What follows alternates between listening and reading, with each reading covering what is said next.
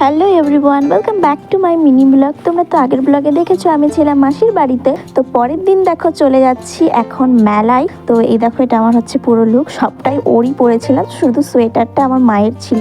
আর এই দেখো তোমাদের সাথে গল্প করতে করতে চলে এসেছি মেলার সামনে, টোটো করে চলে আসলাম। এখন নেমে পড়েছি, চলো মেলার ভেতরে যাওয়া যাক। আজকেই মেলাটা শেষ হয়ে যাবে, 25শে ডিসেম্বর থেকে স্টার্ট হয়েছে। তো জানুয়ারির 10 তারিখ পর্যন্ত ছিল। তো আমরা তো লাস্ট একদম শেষের দিনে গিয়েছিলাম, তবুও অনেকটাই ভিড় ছিল। আর দেখো এখানে অনেক রাইডস এসেছিল। মাসি বলছিল কোনটাতে উঠবি, আমার হচ্ছে দাদার মেয়ে বলছিল যে চলো পিসি আমরা একটু নাগরদোলায় উঠি, কিন্তু আমি ভয় পাচ্ছিলাম। আর আমার না প্রচন্ড ভয় লাগে, আমি কোনো দিনও আর উঠবো না। একবার উঠে আমি খুব কান্না করেছিলাম, এই কারণে আর কোনো কিছুতেই ওঠা হয়নি। তারপরে এদিকে চলে আসলাম একটু জিনিসপত্র দোকানে, কিন্তু কিছুই পছন্দ হয়নি জন্য তারপরে একটু ফুচকা খেয়ে নিলাম। দেন বাড়ি চলে এসেছিলাম রোল আর অনেক কিছু নিয়ে, খাবার দাবার। তারপরে রাতে খেয়ে দিয়ে ঘুমিয়ে পড়েছিলাম। আর এই খাবারটা এনে দিয়েছিল মাসি, তো আমি বসে ঘরে খাচ্ছিলাম। আর এইদিকে মাসি দেখো, মাসিদের গোপুসোনাকেও স্নান করে কি সুন্দর করে সোয়েটার পরিয়ে ওকেও খেতে দিয়ে দিয়েছে।